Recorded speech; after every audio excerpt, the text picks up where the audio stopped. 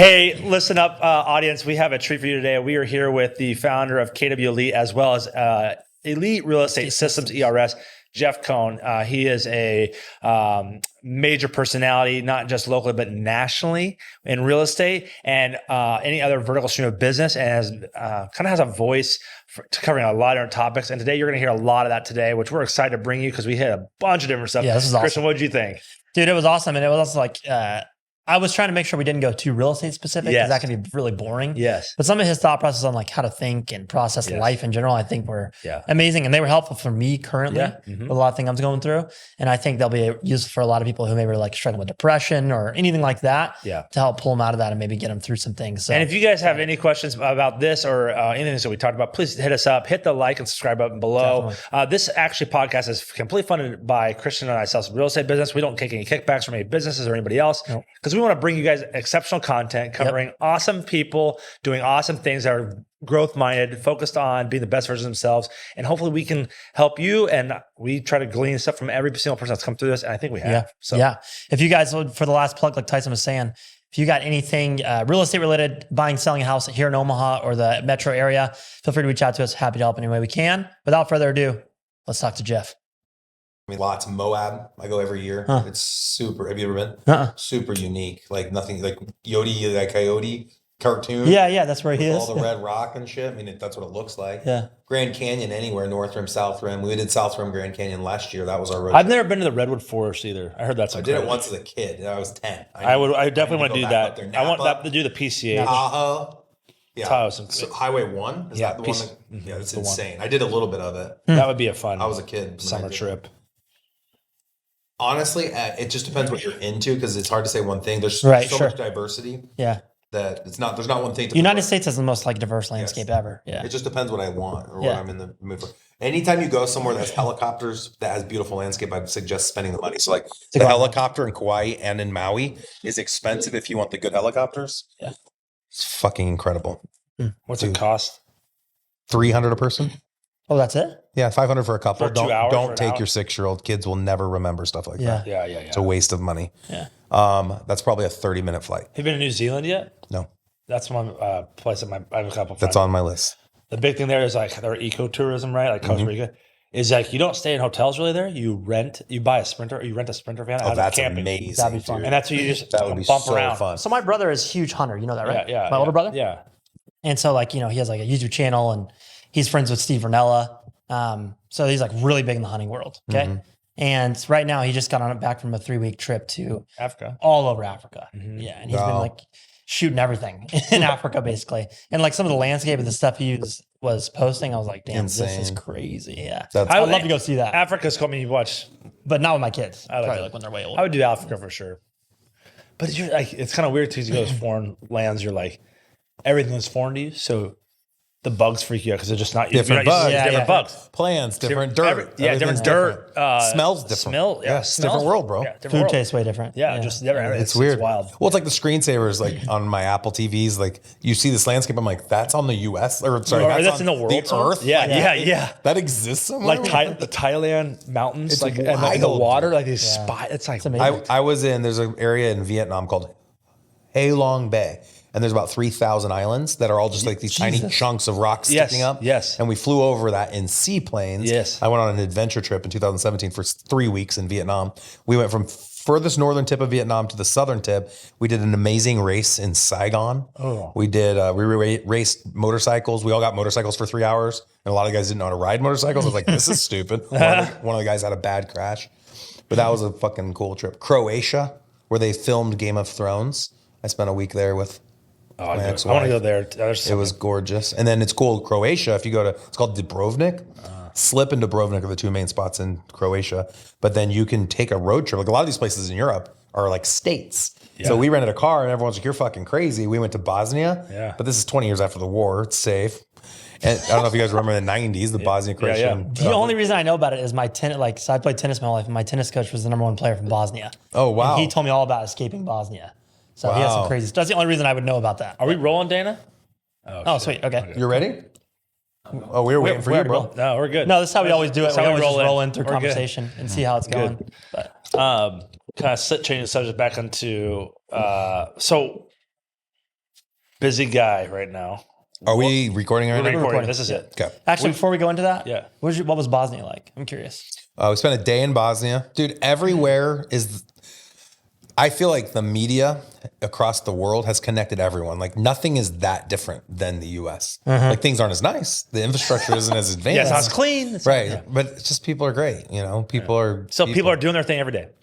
People are eating, they're pissing, they're going to the bathroom, having sex. Yeah. Like they're having kids. Yeah. They're wanting to buy Nike products. Like They want to buy jeans, apples. Yeah. Right. There's still a connection to that. So I don't know that I could give an outline of like how that was even different than any of the others. The land for me, because I'm just American, like everything's so old. Yeah. Like you'll see a rock fence that's 1,000 years old. Yeah. That Or doesn't like things are exist here. smaller because our people are small. Oh yeah, bro. I'm a big boy. Like when I go to travel, I don't even fit in alleys. Yeah, right. Like, I mean, your cups, American cups, don't even fit in the cup holders of European cars. Right. You know what I mean? It's I've heard that a lot because I've never been to Europe or anything. I've always heard that everything's so like compact. My parents came and visited me when I was in England when I was studying abroad. And my dad's like, these hotel rooms. My dad's 6'4". No, it's tough. 285. Well, you'll order a drink and they'll bring out my drink and it's in a cup smaller than this. And I'm like, well, I'm going to need 18 refills. Well, I know like I have some friends that lived in Europe for a long time and they told me like, because I'm big into coffee, they're like, coffee over there is not like here. Coffee over there is like this big. Oh, yeah. Like you just have a little shot of Espresso espresso. Yeah. Little sipper. Yeah, right? little Little sipper. Yeah, fun. a little different. Changing gears, busy guy, busy plate. What's alligator closest to the boat right now for Jeff Cohn? Yeah, our big focus has been building elite real estate systems, Right. which I'm rocking the shirt. Right, yeah. and the hat. Yeah, right. Right. So my podcast, the team building podcast, Yeah. the whole focus is helping people build and scale teams, not just in the real estate vertical, also in mortgage, title, insurance, property management, investing. And so a big quote I always like to share is true leaders serve their followers by empowering their followers to become just like them. So how do you empower? You train, you coach, you hold people accountable, but the best way is to partner. And so for the last 3 years, we've been building an infrastructure in Nebraska using the KW Elite brokerage franchise model to partner with indie offices that operate much like in a standalone brokerage to help launch like the foundation of the national expansion platform, which we're calling Powered by ERS. And this just got announced last week for the first time publicly. Congrats. It's been in the works for 3 years. Thank you very much. awesome. It's very exciting. Yeah, that's awesome. Super Can awesome. you? What do you mean when you say indie brokerage? Yeah. So an indie brokerage, an independent brokerage typically would be something that's not attached to a franchise. Okay. So independent is non-franchise attached, but our brokerage... Bob Roberts Real Estate Company. Exactly. Whatever. But our brokerage launched a strategy 3 years ago where we said, hey, if you're running a real estate team and you want to be independent of any traditional brokerage brand, you can do it through our franchise. You're still KW Elite, but we're not going to bug you. You're going to go off on an island. You're the owner operator of your indie location, and you just pay us a flat fee every month, $41.66. So we are following the exact same strategy nationally. It's $5,000 a month, $60,000 a year. They get all of the support and resources that the traditional brokerage should offer, plus a shared services platform that includes access to a $10,000 a year Zoom account, $10,000 a year Gusto account, which is like handles all your payroll. You get HR, legal, all of the systems, processes to run a successful business where you don't have to be focused on all of that minutia. But the big win and where our, I think, unique selling proposition lands is in the ability to have ownership in all the verticals. So no brokerage brand right now across the country, no coaching organization across the country will go to its followers and say, hey, we're not only going to coach you, train you, we want to partner with you in all of the verticals that are going to run your entity until now. And verticals being title insurance. Mortgage, title insurance, property management, investing. Attached main ancillaries, ones. things that are affected by the real estate transaction. Yep. So that's real estate teams up to this point, you could have strategic partnerships. They help you offset your costs and pay for some leads. Give you $100 a month for leads. But what's that worth when you go to sell your business? When you sell your real estate team or your mortgage team or your insurance team, you're only going to get the value of your EBITDA, your earnings before interest, taxes, insurance, and amortization based on your vertical. You just help somebody else have a great exit in their vertical. And when you're doing over 100 transactions a year, that's kind of where you get to this point of economies of scale where you should be able to have ownership, a percentage of ownership in these other verticals. And so that's where we went out to our followers. We have a huge following on the team building podcast. If you search team building on any app, we come up number one. So we've had 6 million listens on our podcast in the last 8 years. Every year we average about 250,000 downloads. And so there's a lot of people out there that have followed a lot of our teachings. They're current ERS clients. And we've shared with a lot of people, hey, you should take it from 100 transactions and start launching these other verticals. But what happens with most entrepreneurs is we're busy in the weeds and we never take the time. We never make the time to go launch those verticals. And so finally ERS is like, you know what? People aren't going to do this. Let's just partner and do it for you. Yeah. What do you think has been, I mean, so being the #1 podcast in that space, team building is a big topic. What do you think is holding other real estate team models or similar ones out there through the different, just holding them back from doing something? I was just thinking, you want to break down how that works. So like, because in my experience, general public has no clue. Like, for sure. Agent, they make money from the broker. The brokerage pays you. Yeah. You know what I mean? Contrary to popular belief, I just had this asked this just the other day in a closing. I brought him a closing up. Oh, do you expend this to Keller Williams Elite? I go, absolutely not. This is 100% cell phone business. I hold a license here that helps with my insurance. It's confusing and liability. Outside, though. So for people who don't understand, as realtors and the current model that populates the majority of real estate transactions, all realtors are independent operators that house their license with a brokerage. And that brokerage provides some topical support of, most time it's E&O insurance, a little bit of legality, and a little bit of training, maybe office space, maybe the normal. That's the normal. Yep. But no sell. It's 100% commission based, and no insurance, no healthcare, none of this. So when you meet real estate agents that are doing well and crushing it, kudos to them, because that's a hard business. Yeah. So they're not getting paid. They don't get paid from the brokerage. Right. At all. They don't get any kickback, nothing like that. However, now, the team model is still not a brokerage. No. It's an agent that wants to help employ and train and lead other individuals in real estate, because those individuals are not employed. But they're not employed. They're still independent. They can be if they you want to set up that model. They can be. Normally, no. Typically not. But then they also operate under the brokerage and for compliance purposes. Third layer. It's a third layer. Basically, the team would be like, you want to do it, but you're not. I don't want to say you're not self-accountable, but you don't want to be self-accountable, or you don't want to learn everything you have to learn to be able to do. Or you don't have a broker's license and you open up your own brokerage. Right. Yeah. So I'm saying being a team member. Oh, team member. Yeah. Oh, more support, likes a team. A lot more training, hands-on. Yeah. And Jeff, you've been running a team for 10 years 12 now? years. 12 years? Yeah. Just because I don't know, Jeff, could you tell me like I'm kind of curious of your origin story. Yeah. So like I grew up in Omaha, graduated Millard North 2000, served for 2 years on a Mormon mission in Brazil. So I lived in Santa Catarina, Brazil from 2001 to 2003, came back, finished college, got an undergrad from UNO in business with an emphasis in management. 2006, I got my real estate license. I actually took all my classes at UNO, which is unique. Most people don't do that. And then got my real estate license in the fall of 2006. Sold real estate from 7 to 14. Launched my team in 11. We grew from me doing 70 deals a year to the team doing 700 deals a year in 6 years. So we grew super fast. We were #1 in the world at Berkshire Hathaway in 2018. And we launched a mortgage arm, title arm, insurance arm, coaching arm, investment arm, all in 2015.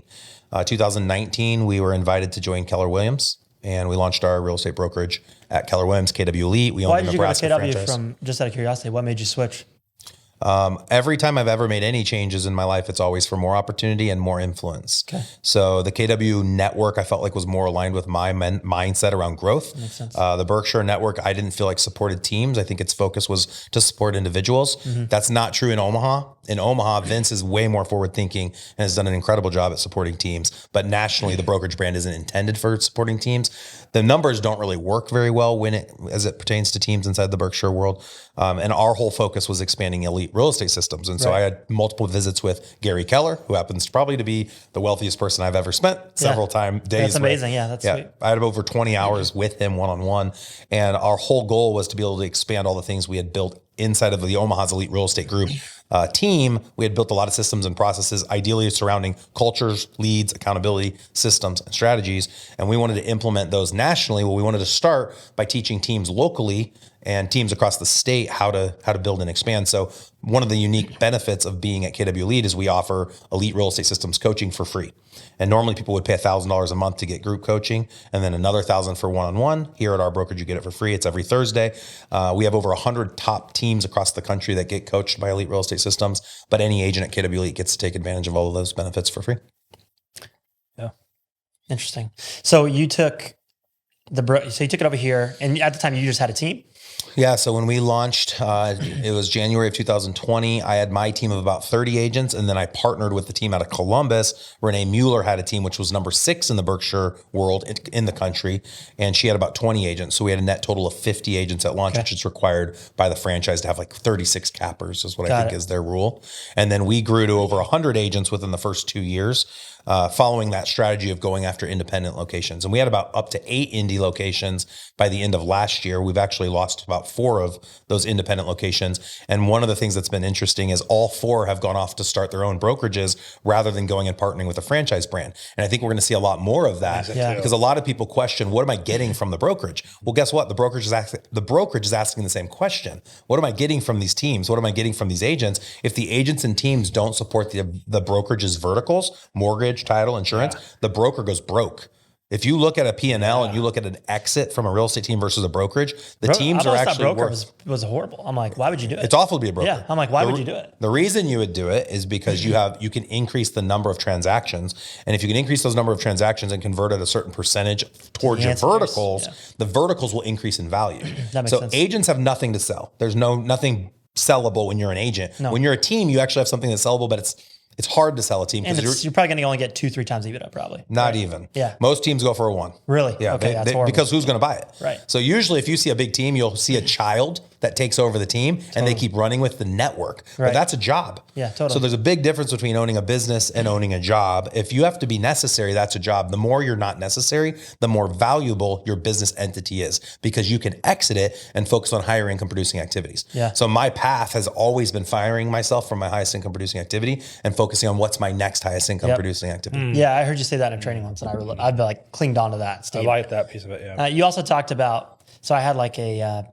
I had a year 2. So 2 years ago was like my best year ever personally. I worked like 80 hours a week probably. You're a realtor? Yeah, in Rapid City. But I worked like 80 hours a week that week.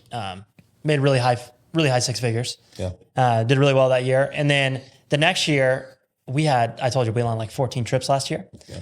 And I made less money, but so much more per the amount of time I worked. Yeah. It was crazy. And you talked about that also one time.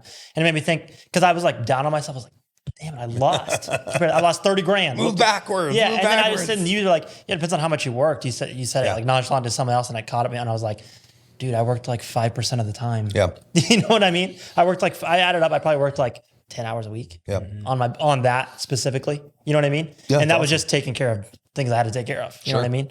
And then I was like, oh yeah, there's like other stuff that you can focus on rather than just trying to grow to get the little incremental increases. You know what I mean? 100%. So I think a big thing that people don't focus on is reoccurring revenue. So I read a book by David Bach when I was 21 called Smart Couples Finish Rich.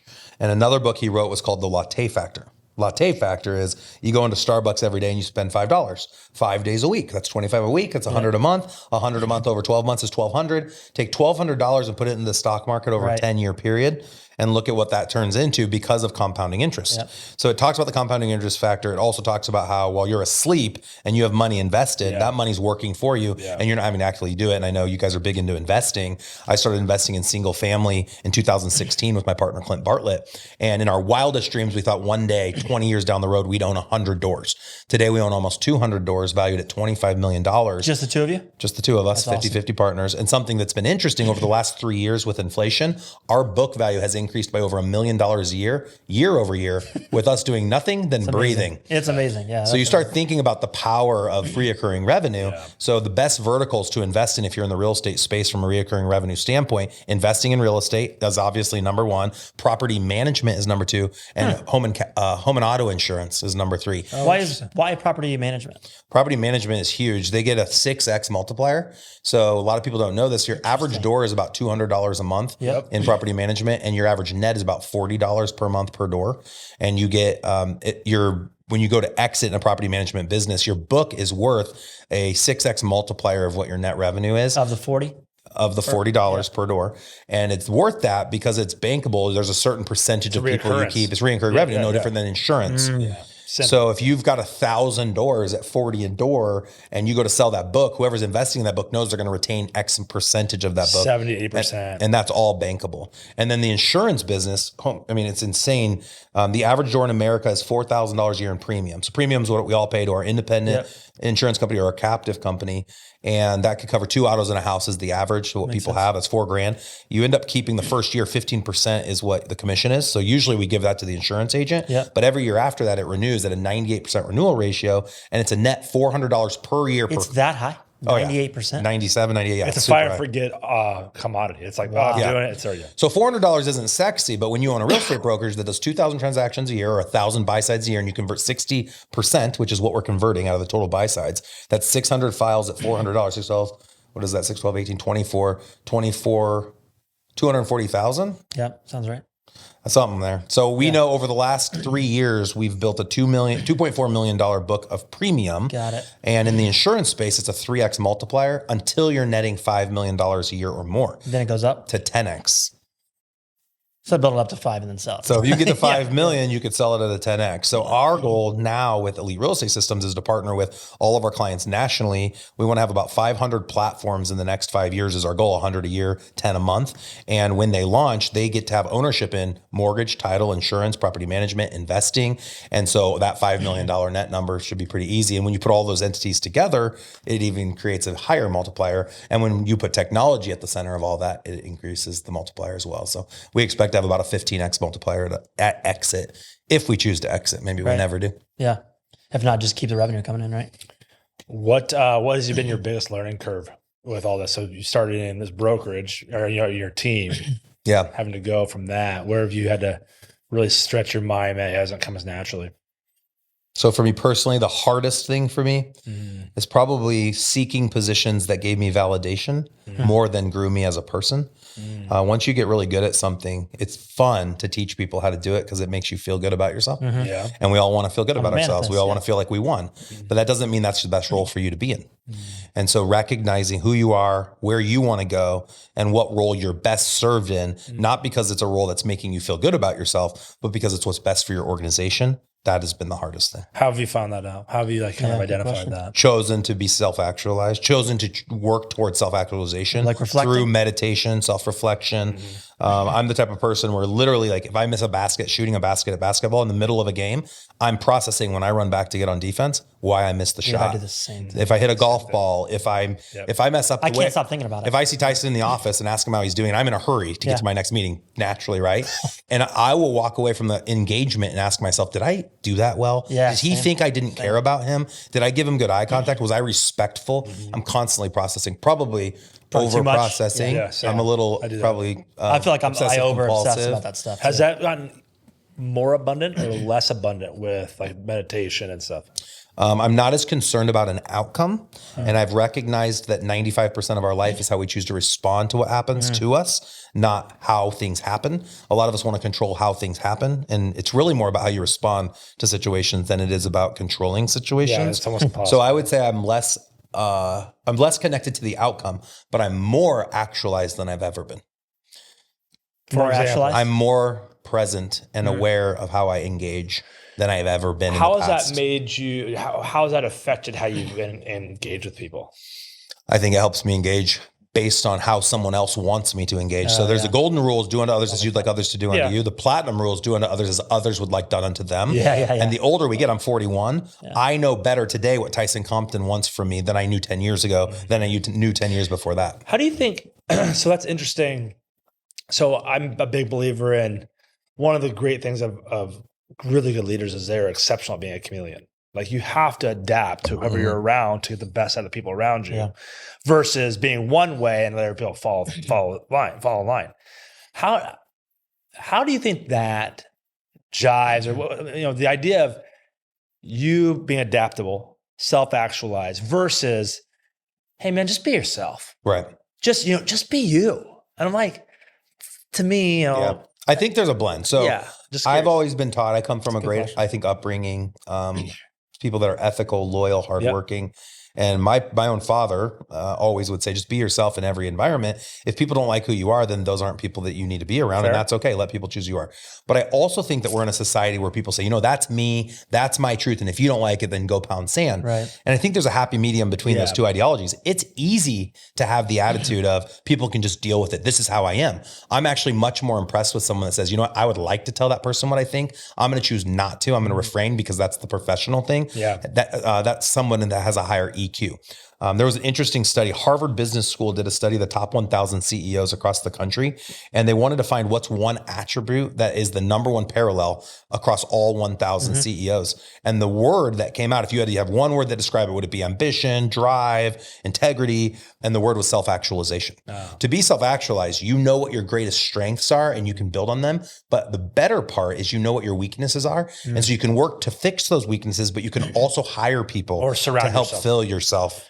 Fill those roles that need to be filled. I think the one thing that comes to mind, and maybe just because I'm more of a Neanderthal mind than you, so it's a little simpler, but like the idea of like, if you're in a crowd and you're not truly being only yourself, right? And then go pound sand, they don't like it, is a simple idea of don't correct somebody when it's unnecessary to correct them. Like you don't have to be right if it's unnecessary, but if it's like valid for like, understanding what truth or something factual might be, but even if it's a fact that's really unnecessary to the conversation, let it roll. I struggle a lot with one up. Yeah. So like we were having a conversation before we started recording about trips we've been on. Yeah. And instead of asking you guys and getting excited about your trips, I was excited to share my trips. Yeah. And this is one of my biggest weaknesses is my personality type. I like to share. It's exciting for me to share. Yeah. And so someone will say, I did ABC. And then I'm excited to say, well, I did XYZ. Yeah. And I need to sit with the ABC and learn to like to listen. And that comes to How to Win Friends and Influence People. Dale Carnegie. Yeah, totally. 101 is listen, and everyone will think you're the best conversationalist. Yes. Which I find will say, I think that is something I have worked on mastering in the last 5 years, is that right there, listening. Because I am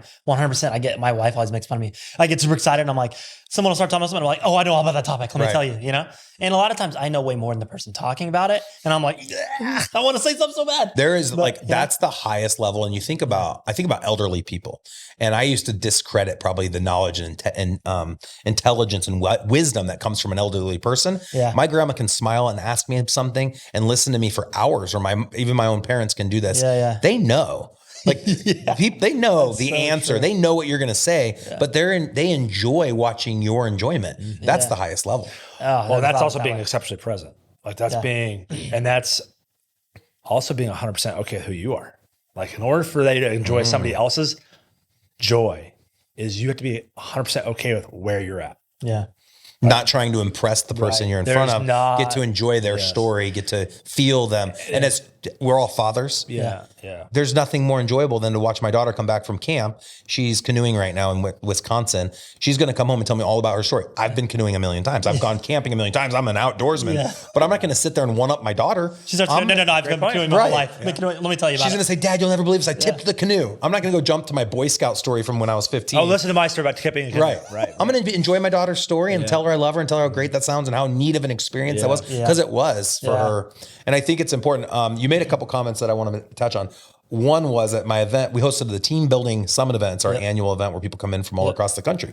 And I went up to someone that's one of our clients and I said, hi, so-and-so. And I changed their name remember Tyson, I did this with you once. I called you Tyler. And this person was in a setting where they didn't need to correct me. Like if I call you Tyson or Tyler and you're like, hey, it's Tyson, that's appropriate. But we were in front of a big group of people and I said, hey, Tyson or Tyler, using this example. Yeah. And they said, it's Tyler. And or Tyson, they corrected me with the correct name. And it was awkward. It was low EQ. Like, I'm okay with you correcting me. Like later text me or, hey, Jeff, tap me on the back in a happy way. But they were offended. It hurt their integrity. And it's what you said. And that's what made me think of it, Tyson, was you said, a lot of it has to do with how comfortable we are in our own skin. Yeah. So this rubbed them wrong. Like, oh, Jeff should have known my name. And it's like, ego hit. I engage thousands of people. So sometimes I just don't use names because I'm worried I'll use the wrong name. I'm like, I won't even use it. What's up, Daddy? What's up, dude? Yeah, what's up, man? Because I just don't want to put myself in that awkward position. But a lot of it is being okay with who we are and what we've accomplished so far in life. And I think a big thing for me in my personal journey is recognizing I'm not perfect. I make a lot of mistakes. I have a lot of people I think locally that have a lot of negative I've heard a lot of negative, and people that win at a high level get a lot of negative publicity because of their success, and it's unearned or unwarranted negativity because people don't know who people are. And if you're not back to being authentic, a lot of times being authentic, overly authentic, especially when you have a big personality, like probably all three of us do, it can hurt you sometimes. People can use your authenticity against you. A great example, 7 years ago, and I know the date because it was last week, 7 years ago, it came up on my Facebook. I danced in Omaha, Dancing with the Stars. I got two professional dancers were assigned to me. And in the dance, there was a move that my wife approved that was, in my mind, inappropriate, but in the dancing world, it's not, where a woman does a flip and then her legs ended up on my shoulders, but she was facing me. And this lasts for like 1 second. You twirl her down. It's not a big deal, but people turned it into something it wasn't. There were rumors that I had been dancing with strippers. Like there was this rumor that Jeff Cohn had gone out and danced with strippers. And so this is an example where someone takes something great and beautiful. I was a volunteer, not paid, for a Sunshine Kids event to raise money for kids dying of cancer that died of cancer. I did this beautiful thing, and then people would twist it. And that's just going to happen. And I always say haters hate. The more chicken, what do they say? If you're not ruffling feathers, you're not playing with enough chickens. So you'll get hate. And as a leader, I know another challenge is your socioeconomic circle that you're around. If you leave your socioeconomic circle of friends because you're having a lot of success in business, you'll lose friends. People will choose not to be friends with you, and they'll say, oh, all he or she cares about is work or money, and that's what they're fueled by. That's not what I'm fueled by. I'm fueled by becoming the best version. And it's hard spending time with people that don't care about improving themselves. I don't care about the money they earn, but I want to be around people that want to improve themselves if I'm the type of person who wants to improve myself. And you think about Michael Jordan, like if you watch the Last Dance documentary, he's obsessed with excellence. You think of Jocko Willing or David Goggins, obsessed with excellence. David Goggins, if you guys don't know who that is, Navy SEAL. He's the only person that ever won. I think he did SEALs, Delta Force, and Army Ranger. Only person ever to do all three. And his goal in basic training, everyone knows Bud's training. David Goggins' goal, based on the book Can't Hurt Me, his goal in basic training was to make the Navy SEAL drill sergeants that are part of basic training, whose goal is to get you to quit. His goal was to make them feel bad about their own physical weaknesses by showing how strong he could be in basic training. When I read that, so you talk about things you remember, I'm like, that dude is running through basic training, making the person whose goal is to get you to fail out feel bad about themselves. Bro, it's a savage goal. Let's go. And he has a chapter in his book called Taking Souls. Love that. I think about that I'm very competitive. I think about that stuff. So he's like, you win so much that like a person quits the sport because you've gone so aggressive. And that's probably a lot of people have negative thoughts, things to say about you because you've just steamrolled them in their mind. Maybe not like literally. The truth is this, and it's taken me a long time. And I share this with those out there that have the same feeling as me, which is probably only 1% of the listeners. I represent the failures that other people currently are experiencing. And what I mean by that is I'm the opposite. So I represent overcoming challenge, overcoming failure. And people that I exude success and working through failure with a positive attitude, trying to lead, trying to become the best version of myself. And a lot of people have a lot of self-hate and self-regret and insecurity and angst towards themselves and the choices they've made in their lives. And I will say to anyone that's on that side of the spectrum, it's never too late. Never. You can always overcome your adversity. You can always quit your addiction. You can always leave the marriage. You can always stop the thing you're doing that's hurting yourself. And you need to show up, and not for yourself. Like a lot of times the self-talk is, I need to do this for myself. You need to do it for your kids. You need to do it for your followers. You need to do it for your friends. And the more you show up, and I'll speak to this, the people that are in my circle, you lift. The people that want to be lifted will come up with you. And there's no greater satisfaction that I have, and I just said this on my last podcast, than lifting the people around me, lifting my followers, and being able to have that impact and influence on the people that choose to follow me. That's what feeds me. It's not the ones and zeros in the bank account. It's being able to make a difference in people's lives. Or you mean, I guess, and also that same fact of when you start to realize, or you start to try to climb to another level, you don't realize also who you're affecting. Like you don't realize other people that are on the ancillary, on the peripheral. They're like, dude, that's what you're talking about and watching or witnessing or bearing witnesses, and it's from the peripheral and it's changing my life. Like that's the stuff that in my mind, when I meet my maker one day, and he's going to show this screen of all the people that the ripple effects have done. And you're like, oh my gosh, I forgot about that moment. But that set off a chain reaction. Huge, right? And I want that, you want that scene to be as vivid and as full of people as possible. And you only can do that by causing impact everywhere you go. Impact in a sense of asking questions, trying harder, getting back up every time, from getting knocked down. So I think that's a great point. I mean, we've had some instances just with this podcast. I feel like, dude, I don't know what it was, but that podcast or these couple podcasts, like, has helped me so much. And I think people just don't sit down and talk to other people very much either. It's pretty rare to have like a regular conversation. The big challenge, and I said I'm 40, you're 20s, I'm late 28. 27, 37. There's this weird gap in Tyson and I are probably closer in age where we were in a world that didn't include social media. We were in a world that didn't include cell phones. We didn't have distractions. We would ride on a road trip. You talked about being on your 17 trips or whatever. My road trip, I would talk to my family or look outside. And I didn't like reading books. So that was it. Talk to my family or I'd look out the window. But you had so much time in your mind and there's no release. We go from this to the radio, to a podcast, to watching a show, to going out with our buddies and messing around and playing golf or whatever. Like it's constant stimulation. When is the time to just sit? So my goal every day is to spend 30 minutes in my mind. And what I found is I really like myself. I enjoy thinking and processing, and I'll go all day long, do like back to back to back to back. But after about 6 or 7 o'clock, that's the time I just shut off and I start to process and I start to think through the loop of the day. I think the worst, maybe one of the worst times to think about the day is immediately, or is almost laying in bed. That's too late. Yeah, way too late. Yeah. You're stuck. Then you're stuck in the Then you never going to sleep. Right. Eyes wide open. Right. But I think what's beautiful is like, you're right. So I just had this conversation this morning with one of my best friends. It was like, we all know there's noise. That's not going away. Yeah. But I think, and the idea, the fact of giving ourselves to understand ourselves only happens in silence. That doesn't mean like putting ear pods in and going for a run. That means going for a run without ear pods. That means going on a drive without the radio. Yeah. And you don't realize like there's no other way to process your thoughts. So if you don't have, and that takes practice. Think about how long you've been doing that, where you're at now, where we were at 10 years ago, 5 years ago.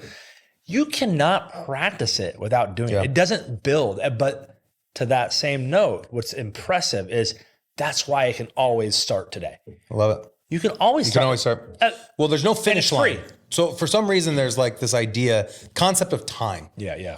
How does time even exist if it's endless? Like, depending upon your religious beliefs, some people believe the world will end. But if you don't believe that and you're more into science, or you believe in a religion where the world will never end, what is time? Yeah. We might have a set amount of time, but existence will go on forever.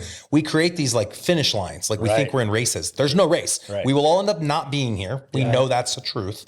I just think our goal, no matter where you are in the race, is to become the best version of ourselves. I think we can do that by helping others become the best versions of themselves. Like you mentioned, hosting the podcast forces you to think differently and process differently. Leading people, having kids, even having a dog. Like you change your mindset when your world isn't just about yourself. And going through hard stuff. Yeah. I mean, you have to, you don't ever realize meet people that like let's say an older guy is like in his 50s, 60s, maybe never been married, never had any kids. And you can just tell he's never had real struggle. They're just like no substance to them. The struggles are different. Yeah. Very like, you know what I mean? Maybe, like you were saying, they've never like focused on anybody but themselves. Not as tangible. Yeah. Different experiences. You don't know what they've been through. Everyone has their struggles own stuff in different ways. And I do think they are, I mean, there probably is struggle within not doing stuff. Yeah. Right? And I would say their hard is different than your hard, but it's still hard for them. Well, everyone's heart is based on their perception. And I was about to say, and there's that saying that the hardest thing that ever happened to you is the hardest thing that ever happened to you. Yeah. I like that. You know what I mean? So I think about that a lot. So I'll take that one step further. I like to think of one step beyond that is you've already survived the hardest day of your life. So who's to say you can't survive the next thing? Like, it's not about like, oh my God, this is going to be you've already at one point you thought the world was over. Yeah. You already got through it. Yeah. Fear is really interesting. It's the number one, I think, determining factor of what choices people make. That's why companies like insurance companies do so well. Everyone pays for insurance. Everybody has a security system. Everybody locks their doors at night. Yeah. We have this fear. Well, a lot of the things we fear aren't real. It's perception. It's not reality. We fear these things. So in business, people won't make choices because like, well, that's a big risk. So I like to ask coaching clients, what's the worst thing that could happen? To really break it down. For me, it was living in my parents' basement, even with my family. That's not that bad. My parents have a great house and they would love us to live at their house. Worst case scenario, I go bankrupt in all my businesses. It's all a whole failure. My ego, I would be embarrassed. Right. And I would live in my mom and dad's basement. My mom would cook for me. She'd do my meals. Like, a little bit better life. like, this sounds pretty damn good. Like, that might be a better route. But like, you think of people that go to jail. Like, that's the worst case scenario is you go to jail for doing the atrocities that people do. They go to jail. They get meals. They get their laundry taken care of. They have a bed. They have the best security. Full healthcare. Yeah. Best security. Right. No one's getting their house. I wanted to mention Savers from the book. Hal Elrod, good friend of mine, wrote a book called Miracle Morning. Yeah. It's very popular. There's a Miracle Morning for kids, Miracle Morning for realtors. So the Savers are the 6 activities that the top billionaires in the world consistently do on a daily basis. And he narrowed it down to these 6 things. Savers, and you guys might help me with it. S is scribing. And he says you can just do it for 10 minutes a day. Scribing, so like journaling. Yep. A is affirmations. I don't remember V.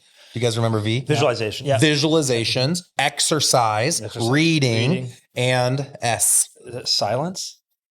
I don't know. Could be for meditation. It might be. I think it's silence. For like to review. So he kind of found like every billionaire had this thing they would do. You got to exercise every day. You got to meditate every day. You got to read every day. And he narrowed it to these 6. He's like, if you just do 10 minutes a day, and the whole idea is moving the needle. It comes back to like that military ideology about making the bed. You started the day with a little win, and you build on it, and you build on it, and you build on it. It's like that podcast at Milet talking about the little things to do for discipline for the day. Yeah. He has a set routine of the little things he does to tell himself that he's disciplined, and then the rest of the day is disciplined. Yep. Yeah. Love it. What when would you say the journey as up to right now went from staying afloat, trying to make one step, and like kind of light went off? You're like, oh no, now the path is clear for much longer. Yeah.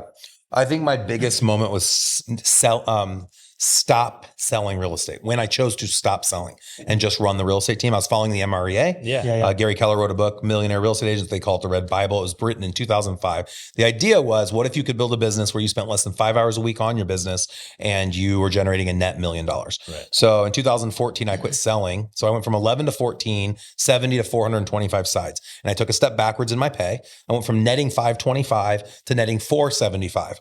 But I didn't have to sell any real estate. So I was like, that's a pretty good win. But what it did for me, it wasn't about the money. So when everyone listens to this, they always are focusing on the money. I don't hear that at all. It was the freedom. So what would you do today, everyone listening, if you could lock in the income you earned last year without doing anything? Oh my God. What would you do next? You locked in the income you earned last year, 100 grand, 50 grand, 500 grand, but now someone's going to replace that and you're guaranteed that forever. Now what do you do? Most people, it's Ed, probably go golf, play pickleball, go on trips, go relax, have fun. That only lasts for so long. Only that for a month. That's not fulfilling because that's not a road to Mm-hmm. becoming the best version. That doesn't have impact, influence. You're not changing people's lives. Our last podcast episode, I said the sentence where wealth meets, what did I say, Dana? Where wealth meets fulfillment. Mm-hmm. When does wealth and fulfillment find each other? Because people will chase, once I have a Range Rover, I'm happy. Once I have a house in Skyline Ranches, I'm happy. Once I have a pool, I'm happy. Once I have a pretty wife, I'm happy. Once I have kids, I'm happy. Once I have a 6-pack, I'm happy. Like, we create these fake lies. It's not true. Because I've had a lot of those things, never had a 6-pack. I've had a lot of those things and I wasn't happy because happiness is a decision. It's totally, not a finish line. And life is not a finish line. It's just a constant road to becoming better, to help others become better. Do you think that in itself is fear of people? Is like they realize like, oh my gosh, there isn't a finish line. Yeah, like, I think that's almost like debilitating to them. Versus if they're working 80 hours a week in a grind and they think there's a finish line and they come to the realization that, oh my gosh, there's not a finish line. I think that would be super depressing. I was in that 100%. I think that'd be super depressing. And you'd go, wait, what does matter to me? And I think it's important, guys, everybody, including myself, you create a vision board for your life, the next 12 months to 5 years. Yep. And you literally create imagery around what do you want to accomplish? Yep. And then you figure out, what do I need to do every day, every week, every month, every year to accomplish it? And then every year you're checking things off this vision board, you're putting new things on. New things go on. Most people don't do that. Yeah. And what has been beautiful to me is I've led hundreds, if not thousands of people in that strategy, that practice, if you will. You will replace things that you never knew in your million years would be a vision. You'd go on trips to South Africa or Vietnam, or you would, learn how to sail sailboats in the Virgin Islands. Like, you'd do all these things that if I was 28 and someone said to create a vision board, my goal was to rent a camper and drive to Sarasota, which I did that when I was like 30. But I wouldn't have known I was going to do all these other incredible things. And so I would challenge everyone listening, including us sitting in the studio, Be willing to put out in the universe what you will accomplish in the next 12 months to 5 years. Create a strategy around it. Get an accountability buddy to hold you accountable to it. Get the coaching you need to accomplish it, the health plan to accomplish it, the best resources in the world, the podcasts and the books that you need to read to get there. You will remove things from the vision board, and then you will be challenged to put new things up. And those new things will be bigger, harder, but you'll have a new vantage point. And then you'll remove those things and you'll put bigger, harder goals up. And that is where I think you'll find happiness, is in that pursuit. Maybe you can give me advice on this. This is something I've struggled with. I have always gone the opposite of what you're saying. I just set the giant goal in the beginning, where I'll be like, let me give an example. Like one of the first things ever on a vision board when I was younger was a yacht. Okay. A yacht's like, realistically, you got to be making like $10 to $20 million a year. Perception's reality. What's a yacht? Is Yeah, it a it's like- 21-foot sailboat I'm talking about a or 50 $100 million? Yeah, I'm talking like a 50 Wolf on Wall Street. That type of yacht. That was like first in the vision board. And for me, Well, and I said 1 to 5 year goals. right. Okay. So That's that was a 20-year goal. right. Exactly. I think that's been my struggle in the past was like, I would set too big a goal for too short of a time horizon. You know what I mean? Check this out. And it would crush my confidence. Is in it the beginning. owning the yacht or is it experiencing Right, the 'cause yacht? you And can this rent is it. something else. Yeah, I'm a huge fan of what you're going to get. Go ahead. You don't need to that. own this stuff. I Like get that people now. think, oh my gosh, she's incredible. Like you watch social media, okay? Social media is a representation of the best version of everyone. And the best no moments. one's posting the worst versions of everyone. They're posting their best versions, which is great. You don't have to own the house in Park City to have an incredible family reunion in Park City. You can Airbnb it for $2,000 a night. I've done it. Or $10,000 a night, however crazy you want to get, however many people you want to offset the cost with. Yeah. But you can have an incredible life today in 2023 as we record this episode. You live like kings and queens. We live way better than kings and queens. Yeah. We can have the best world, and we have technology now. So we talked earlier, I said we didn't have all the distractions that the younger generation have, but because of the technology, if you don't allow it to control your life, you can take advantage of it to create leverage, and you can 100x what anyone previous to technology ever could have accomplished. And that's why people, during COVID, over the last, I want to say year and a half, there have been more billionaires created than any other time in history. Why? That's pretty wild. I think we went from 1,500 billionaires to 2,000 billionaires. Like, don't quote me. Well, but it's something like that. The idea too is that the wealth is infinite. Anybody, it's not like there's only a certain amount. Right, set amount.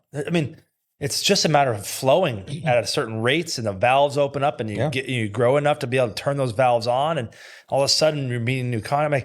That's the mindset shift of like, well, I only get paid $28 an hour. I don't know how to get 30. Like, whoa, back up. What if you weren't doing this? Where would you go to make $30 an hour? It's just small shifts of like, money's everywhere. Yeah. Now, how do we make it to turn on to be more like mailbox money versus W-2 money? It's way different. I think that's it's interesting. Sorry, I'm going back to this, but what you said about goal setting stuck with me for some reason because I went from setting way too big of goals, and then I noticed that about myself because I've always self-reflected. I was like, Christian, you're overly ambitious with this stuff, and some of this stuff just takes time and repetition and consistency, right? So I went extreme in the other opposite, and I basically set no goal like that, and my only goal was actions. I would be like, I want to do this year. I want to do this amount of actions per day and never have a day off of it. Like, just for example, a real estate example, I'm going to hit the phone and do 20,000 no matter what every single day. You know what I mean? Stuff like that. And that is what made me do better. Was just doing those type of goals. And I love when they're married because something needs to remind you, why am I doing the action? Right. And people forget. And so they grind. They go, what am I grinding for? I think people wake up at 60 years old and go, what the hell did I just do with my entire life? Yeah. The 5 Regrets of the Dying, I bought a copy for all 3 of my kids. I have an 18, 16, 14-year-old. I read the book when I was 20. I read a lot. Right out of high school, I hated reading. College, I became obsessed with learning, and I started reading a book, literally a book probably every day. I read everything when I was early 20s because I didn't want to mess up my opportunity to be successful. Yeah. And that's a young age to start shaping your mind. So this book, 5 Regrets of the Dying, I bought it for each of my kids, wrote in the front cover of each one and just said each of them, I want you to live your best life. This is a great book that outlines the 5 regrets people have. So there's a nurse, she helps over 100 people to their death. I've heard about and she categorizes the top 5 regrets that she hears people talking about. And I won't give them all away, but one of them was working too hard. No one regrets taking that 3-week trip or the 17 vacations. No one ever will regret time with family, time with loved ones, or time doing the things that they love.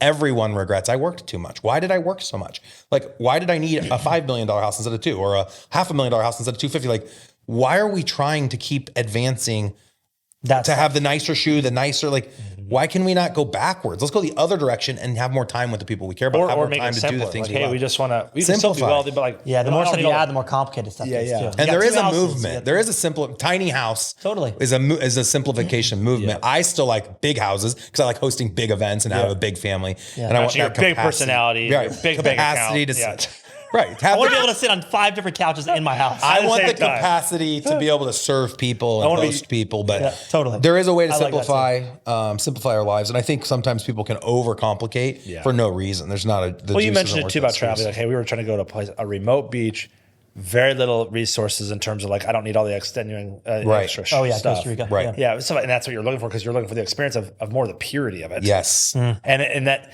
I've noticed lately, and I'm just curious how you've managed this. I've noticed my mind's really cluttered. And when you get a lot of ideas, and I feel like maybe the things aren't firing right, like they're not connecting because it's like just too messy. How have you gone about clearing? I compartmentalize what I think about, when I think about it, how I think about it, what I'm responsible to think about versus what somebody else should be responsible thinking about. I compartmentalize it. I choose what to spend my time on based on what my responsibilities are. So defining what your responsibility is versus your significant other versus your kids. So let's take the trash can as an example. Every household has a person, or should, that's responsible for emptying the dirty trash, putting in a new trash bag, and then when all the trash goes out to a bin, pushing that bin out to the road when that's time is responsible for getting that out there. My 3-year-old does that. I'm just kidding. I did that. But using this as a very simple example, someone should own that. There's probably people listening right now laughing, going, "We've never defined it. It's just when it's full of garbage, someone fixes it." Well, tell us how that went when we were in a dorm room at 19 years old at college. Whose job was it to empty the trash? Nobody emptied it. So the game was, let's see how high we can stack this thing before half of it falls out and we have to get another trash bag. We have to clean the floor. So in life, we have these responsibilities and we haven't decided who's responsible for it. So if you're getting cluttered, it's probably because you haven't been intentional about who should have to focus on that thought and then compartmentalizing the responsibilities behind the actions that you can't stop thinking about. So if you have that process, like you had said earlier, Christian, about having the goals of every day, I'm going to make 20 calls. If your goal is to make 20 calls, you're not worried about the outcome. You're just going to make your 20 calls. You don't have to think about it anymore. You make your 20 calls, you're done. Exactly. Just like the trash. I don't do the trash. When I'm with my kids, it's their responsibility to empty the trash. It's their responsibility to roll it out. When it's not happening, or if it's not happening, I might say to them, I noticed the trash bins weren't taken out, but I'm not owning it in any way. It's not my responsibility. And so being willing to be at a position in your life where you can say, you know what, even if it doesn't get done, I can live with it. I'm done. Like, that's not my responsibility. I'm taking that monkey off my back and I'm moving forward to something else. That's hard. No, I love that. It's hard to let it go and allow that consequence of the trash not being taken out, but go a couple weeks with the trash not getting taken out. And then the person who's responsible for it's going to start complaining themselves, going, the house stinks.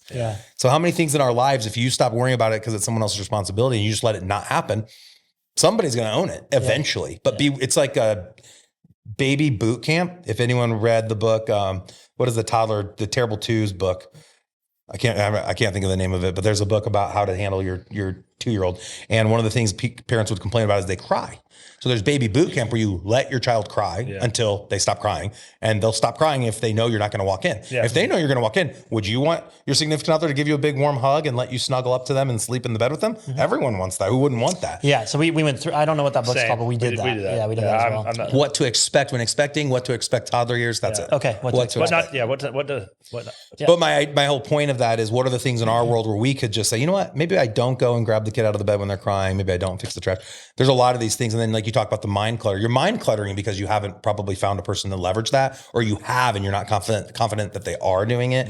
And so then you just create checks and balances. So you know you don't have to own that thought all week, but maybe you have a 30-minute time block once a week to think about that thing. And I do that with direct reports. I have hundreds of, we have lots of direct reports across all the businesses. So I have a time where I meet with a CEO, and then I check in with the CEO to make sure they're meeting with all their direct reports, but I don't need to worry about it all month. Are they doing this? Are they doing this? I have a 1-hour time block to worry about it. And when I walk out of that room, I'm not worrying about it again for a month. If it pops in my mind, I push it out. I'm not going to worry about other stuff. That's good. Well, that's We're deep. It's good stuff. This is awesome. This has been fun. Thank you for bringing me on. Yeah, thank you. I'm humbled to have the opportunity. And this has been great conversation. Yeah, do you like our studio? It's pretty awesome. Beautiful studio. Beautiful Very impressive. Thank you. Yeah. Well, thanks for coming, man. Thanks for your time. Your time is very valuable. Awesome. So I really appreciate it. Thanks a lot, Jeff. Appreciate it. Thanks, guys. Later, guys.